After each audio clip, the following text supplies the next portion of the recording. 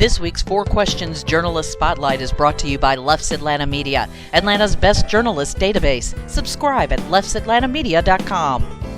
Welcome to a new edition of our Four Questions Journalist Spotlight. We are talking today with Scott Kimbler with the Georgia News Network. Good morning, Scott.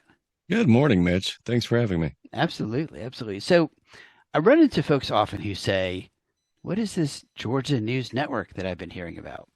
And they don't realize that they're hearing the Georgia News Network all the time, all over the state, without realizing quite what they're listening to, right? Yes, I actually get that a lot. I get that a lot too. So tell me first, and maybe kind of explain to our viewers and listeners, what is the Georgia News Network? Well, what we do is we provide news content to stations across the state. And a lot of folks don't understand what that means when you initially say it. But there's a FCC requirement to have a certain amount of community interest and news content on each station. And where stations used to have local newsrooms, they tend not to have those anymore for budget cuts and format changes and things like that. The business has just evolved. So what the Georgia News Network is a product of iHeart, in that we produce news content that is then distributed to each station that signs up for it. And it sort of replaces their newsroom with the top and bottom newscasts and also community affairs programming. So stations, and you've got, 180 stations around Georgia, is that right? Thereabout, yes. Okay. So, and they can use your broadcast as they see fit, either as, live or they can tape it and use it later, right?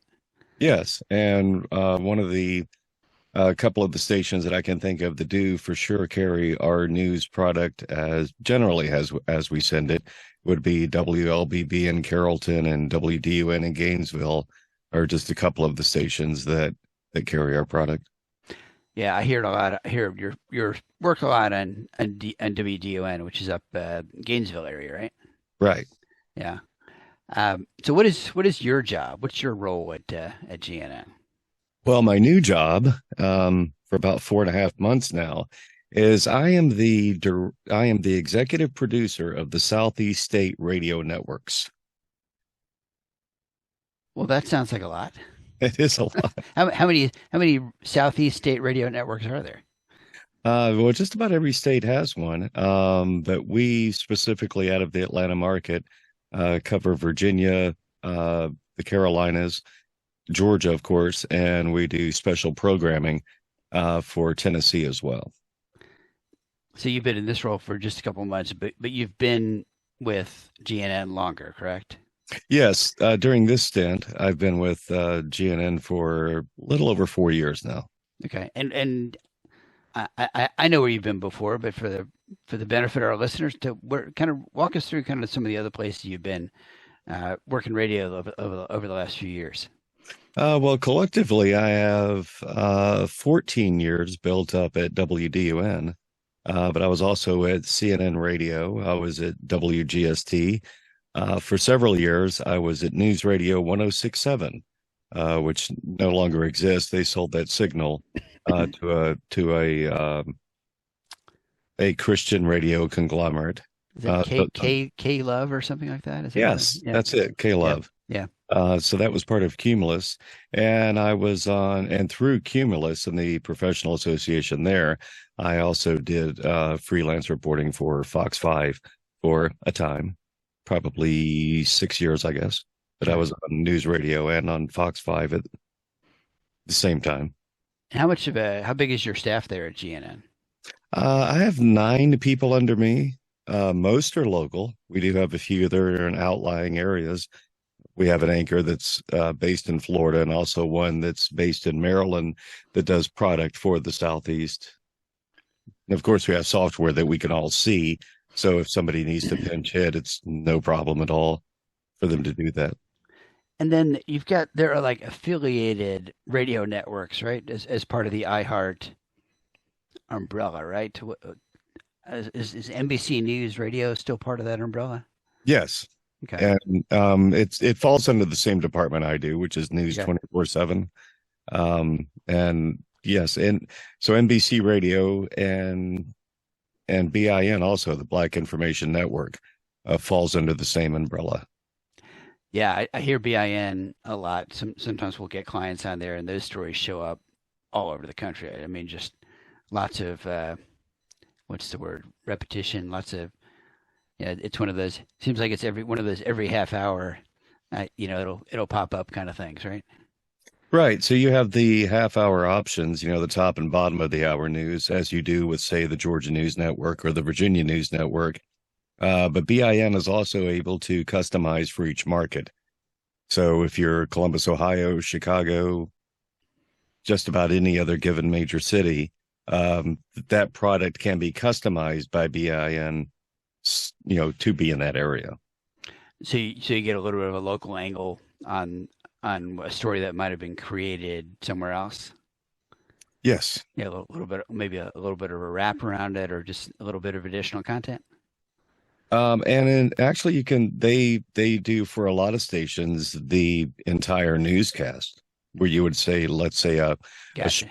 completely based news for stations that are BIN affiliates in Charlotte, or stations are welcome, and many do, to carry the national feed, which is, I don't want to say it's completely like it. There are differences in the clock, but those who are familiar with the AP news, the Associated Press radio news, they have a 24-hour around the clock built.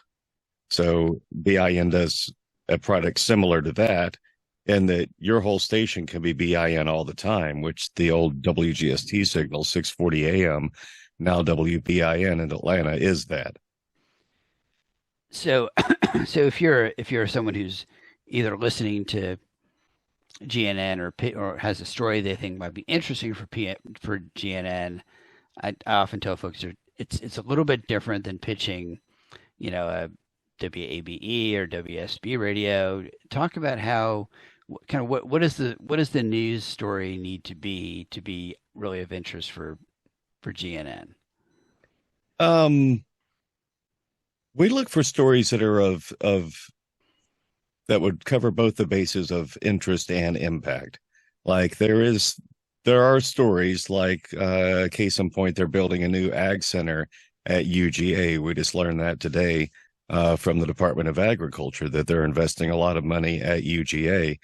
And a lot of cases, stories are localized to a particular area, but they interest a lot of people.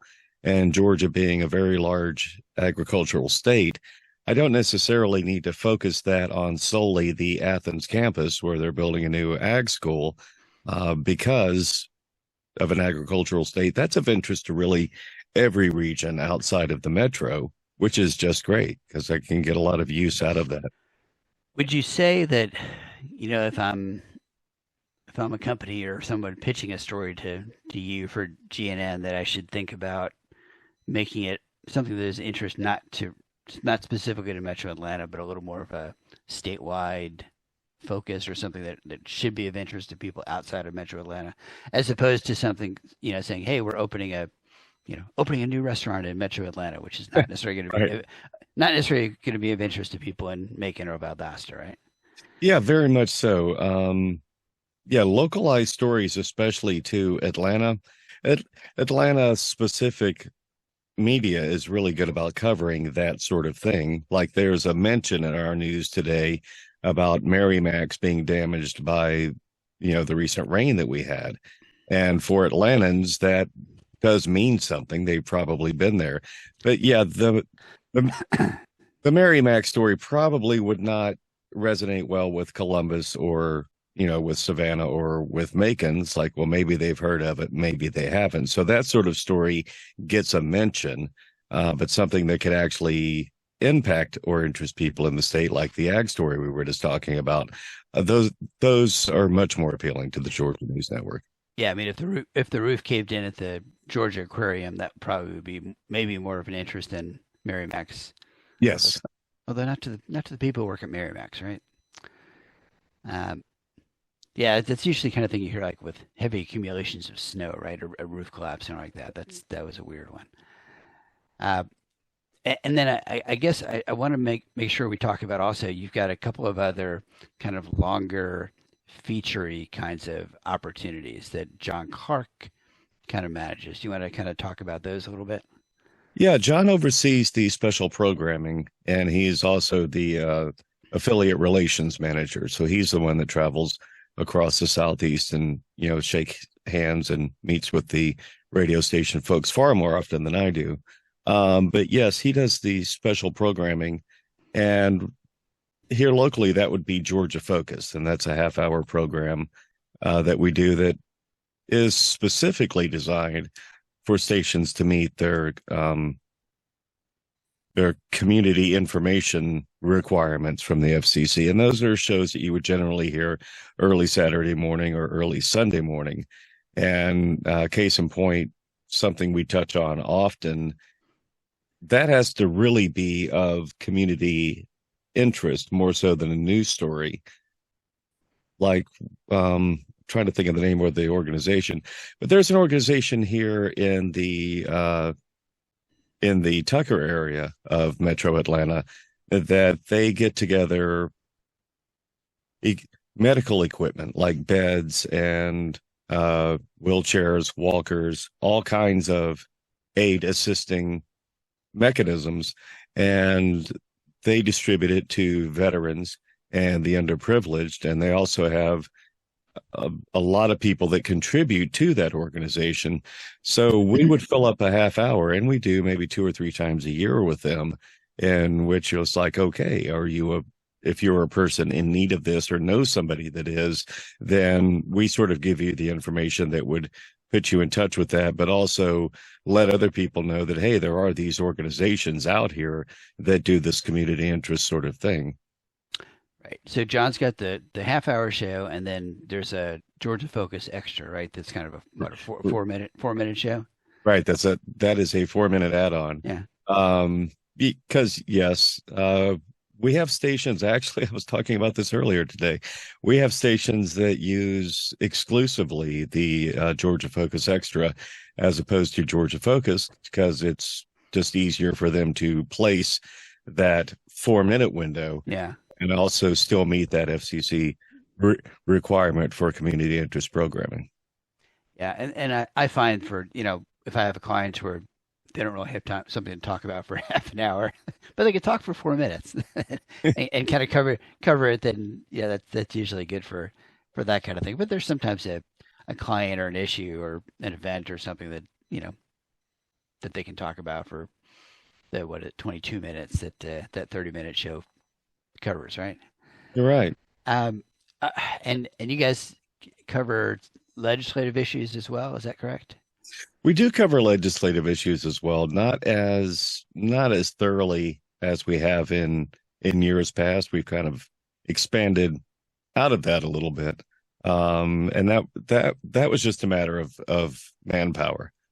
Case in point, the person that used to pick up and go to the Capitol and actually get one-on-one tape would be John Clark or myself. And both of us, our roles are a little different now. Yeah. So we're not as available for that, but we have good affiliations with several media companies across the state who do cover it regularly. So we're able to use their sound and repurpose it into a radio news product. Okay. So let's drop a couple of names for some of your colleagues who are deserving.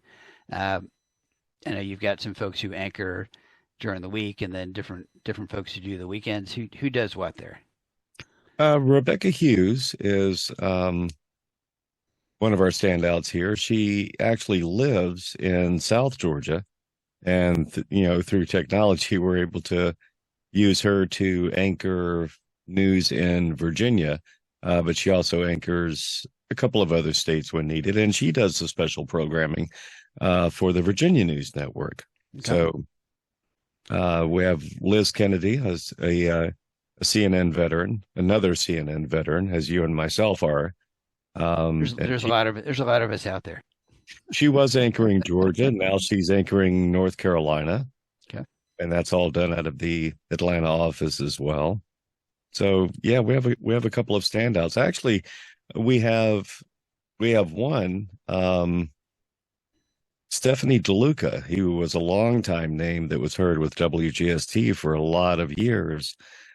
She kind of does this as a side job now. Okay. So And that's a name. So she has, name recognition and just kind of wanted to come back and do radio for a little bit. And iHeart's always glad to have return visitors, so to speak. Yeah.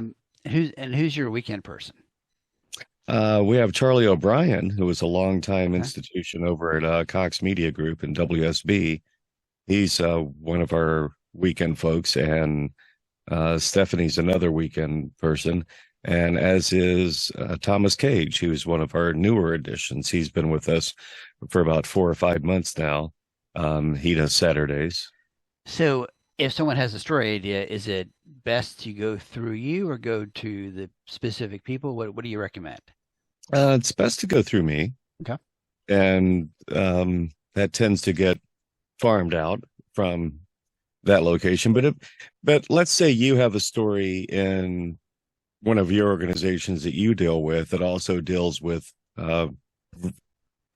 Virginia. I believe Liz Kennedy and Rebecca Hughes are both on your list, and that's just fine because they'll look at their states and see how that client or that particular story would apply to them. Right. Okay. Cool. And best way to reach you? GNN at iHeartMedia.com actually reaches several people at once. Okay. Very good. All right. So now we get to the really hard questions, Scott. All right. And I hope you've prepared for this because I did tell you in advance that we were going to have hard questions like this. So what's something cool or fun about Scott that folks might not know? Let's see. Cool or fun about Scott that folks might not know. Could be a hobby, a talent, things you collect, anything like that. I have an extensive collection of old jazz records that my grandfather, well, he didn't, but I ended up with him when he passed away. But he was a DJ here in Atlanta in the 70s and also a session musician for Jazzology and GHB Records, which were based here in Atlanta. So radio is a family thing for you. It is, and actually, my grandfather discouraged me from going into it, which I would imagine a lot of people do with younger people in the family. It's like, wow, you really have to know what you're getting into. But yes, he was a jazz musician at WYZE when they were still active, and he was a DJ for them, but he was also a session musician for those two companies. Interesting fact about him. Because of Jazzology Records and GHB Records, he came in contact with a lot of folks in the late 70s and 80s. Folks like Allie Mack, just to drop a name, he hasn't been around in a while. Allie Pat was a popular radio personality at the time. But with GHB Records, the person that generally did their session photography and would take pictures of the musicians for, the inside label of albums, was Wayne Williams. So I have 2 of his albums that have a lot of the in-studio pictures on them that were actually taken by Wayne Williams. Yeah, gosh. And who is still in jail, right? Still in jail, yes. Yeah. And for those who don't know, that's the name associated with the Atlanta child murders of 1979 and 1980. That was one of the people that my grandfather rubbed elbows with all the time. He was like, that was a very different experience when he's able to look back, able to look back at that and say, wow. All right. So quick lightning answers to these. Favorite local restaurant? Favorite local restaurant? Oh my gosh. There is a place called Over the Top Burger in Buford that has just the most dynamite menu. All right. Favorite guilty pleasure. Favorite guilty pleasure. All right, we'll come back. 80s hair metal. 80. Okay. All right. Favorite local getaway. Favorite local getaway would be Helen. I actually find myself at Helen more often than one would think.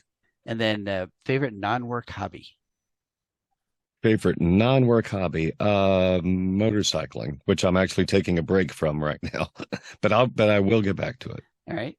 And then last one is kind of either I'll give you a choice, either the last book you've read or the last podcast you've listened to. Um, hmm. Well, the last podcast I've listened to are things that we generally produce, so I will just go with the book. The Execution of Willie Francis by Gilbert King, which is a deep analytical look at a execution that did not go well in Louisiana in the mid 40s. The next book I plan to read is Being Henry. I bought that for my fiance for her birthday, and that's by Henry Winkler. And Okay. she said it was a very good autobiography. So I plan to read that one soon. And then Alex Van Halen has a book coming out in October that I plan to purchase. Excellent. We have been talking with Scott Kimbler with the Georgia News Network. Scott, thank you for taking some time with us this morning. You bet. Thanks for having me. And as always, you can check out our 4 Questions Journalist Spotlights every other week. We usually get them out on Sunday afternoons, although sometimes I get them out a little bit earlier in the weekend. And you can find them either on YouTube or on the audio version of Apple Podcasts or any place you get your podcasts. You can usually find our podcast. And as always, if there's a click to subscribe button, click that button. And I don't know what that does for me, but I always like to ask people to do that. And then, as always, if you're looking for our Atlanta Media database, go to leffsatlantamedia.com and subscribe there. Thank you, everyone. We'll see you in 2 weeks.